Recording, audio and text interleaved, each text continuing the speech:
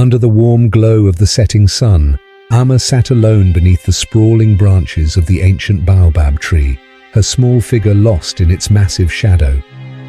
She looked down at the worn spot where she'd so often tied Zuzu, her loyal brown and white dog. But tonight, that spot was empty. The memory of him left her heart aching, her chest heavy with regret. Footsteps crunched softly behind her, and Amma glanced up to see the village Griot, the wise elder known for his stories, settling down beside her. He sat in silence for a moment, watching her with kind, knowing eyes. "Amma," he said gently, "why do you look so sad?" She looked back down, her voice barely a whisper. "It's Zuzu. I didn't mean for things to end this way. I thought he'd always be here." Understanding. Zuzu was a loyal one. He waited because he trusted in your love, Amma, even when you were busy or impatient with him. I noticed how Zuzu always followed you, his eyes filled with trust, even when you were too busy to notice. I thought it was time you heard a story, a true one. He paused, letting his words sink in. "Tell me, what do you remember most about him?" Amma's eyes filled with tears as she smiled a little. He'd wag his tail every time he saw me, even when I forgot to feed him or left him tied up while I went off to play. She took a shaky breath. I know I took him for granted.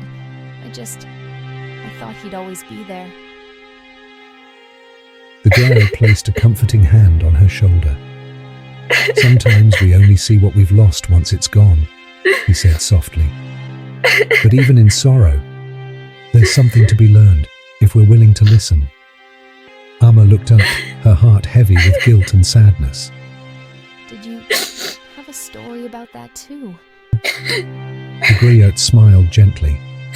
"Yes, I once knew of another dog, much like Zuzu. His name was Max, and he had a family who adored him. But like you, they never imagined they'd lose him, until one day they did." Amma looked up, curious. She had always loved the Griot stories, but she was surprised he was willing to share one with her now.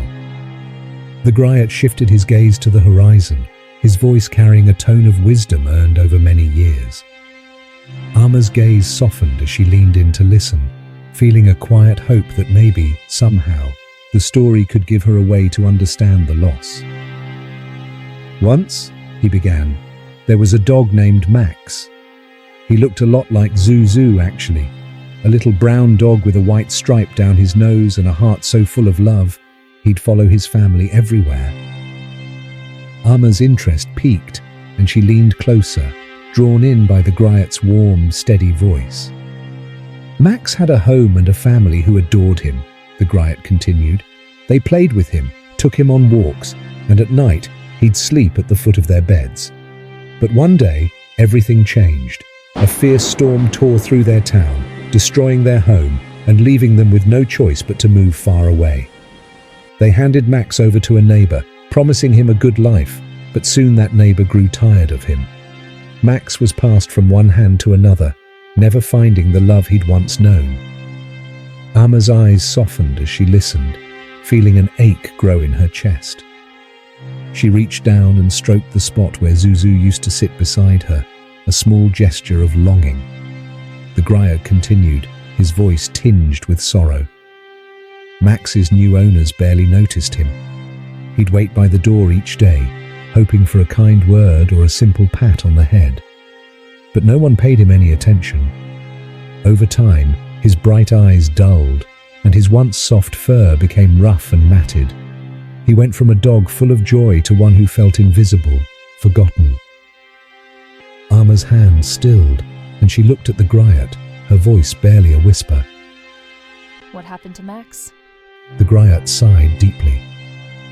One cold night, Max was left outside, shivering and alone. Hungry and desperate, he wandered off, looking for something, anything, to fill his empty belly. But as he searched the streets, a car sped by, and Max didn't see it in time. His voice trailed off, letting the words hang in the air like a dark cloud. Amma gasped, covering her mouth. Did Max get hurt? She asked, her voice thick with emotion. The Griot nodded solemnly. Yes, Amma. Max was hit by that car and left lying on the side of the road, injured and scared. Days passed and no one came to look for him. He waited in that lonely spot, just as he had waited for his family to come back for him. But no one came. Tears filled Amma's eyes. She thought of Zuzu, of the time she'd tied him up and left him, thinking he'd just wait without question. She swallowed hard, the reality of her actions settling heavily on her heart.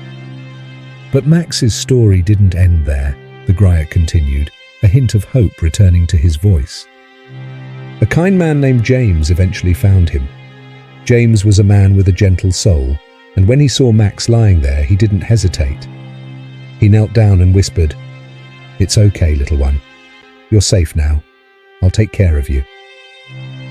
He wrapped Max in his coat and took him home, nursing him back to health. Amma managed a small smile through her tears. James sounds like a good person. The Griot smiled back. He was. With patience and love, he cared for Max, speaking to him kindly and treating him with the gentleness Max had almost forgotten existed. And slowly, Max began to trust again. He followed James everywhere, just as he had with his first family, his tail wagging with each step. Amma glanced down, her heart aching. And what about the people who forgot him? She asked, almost dreading the answer. The Griot's face grew somber. Max's first family did miss him. They realized far too late what a precious friend they'd lost. But by the time they thought to look for him, he was already gone, happy with someone who cherished him. They lived with regret, knowing that they could never undo the hurt they'd caused. Amma let out a shaky breath, tears slipping down her cheeks. She glanced over to the baobab tree, imagining Zuzu waiting for her, his small brown eyes full of hope, just as Max's had been. I didn't mean to treat Zuzu that way, she whispered, her voice filled with sorrow. I loved him, but I was careless. The Griot nodded, his expression gentle. Zuzu, like Max, only wanted to be loved, Amma. He would have waited for you forever, but love, true love, must be met with care and kindness. It's a choice we make, over and over, to honor those who are loyal to us. Amma knelt down, pressing her hand against the earth by the tree where Zuzu had once sat, feeling the weight of his absence. I'm so sorry, Zuzu, she murmured, her voice cracking. I should have been better. The Griot placed a comforting hand on her shoulder. What matters now, Amma, is that you carry this lesson with you. Let Zuzu's memory remind you of the importance of kindness and care. It is the greatest gift we can give, and the one thing that never truly leaves us. As the sun finally dipped below the horizon, casting the village in twilight, Amma nodded, wiping her tears. She knew that she would carry Zuzu's memory in her heart, honoring his love by treating others with the patience and kindness she hadn't shown him. And though Zuzu was gone, his spirit would live on in the stories told around the baobab tree, a reminder to the village of the simple, unwavering love of a loyal heart. If you enjoyed this story, don't forget to give it a thumbs up and hit that subscribe button.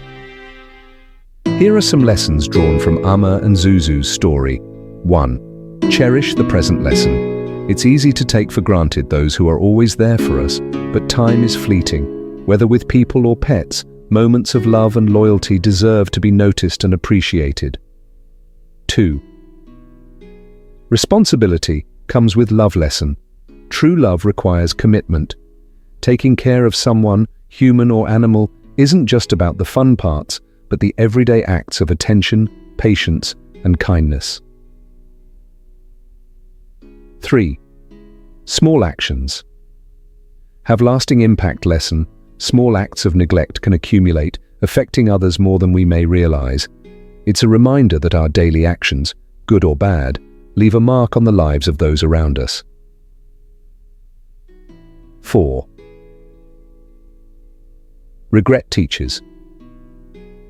If we let it lessen, regret, though painful, can be a powerful teacher.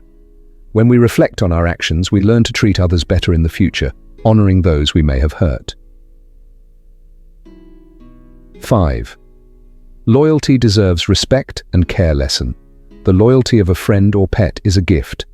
It's up to us to respect and care for that loyalty, knowing that trust and devotion are precious and rare. If you enjoyed this story, don't forget to give it a thumbs up and hit that subscribe button.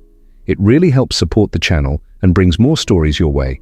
Tap the notification bell too, so you never miss a new upload. Thanks for watching.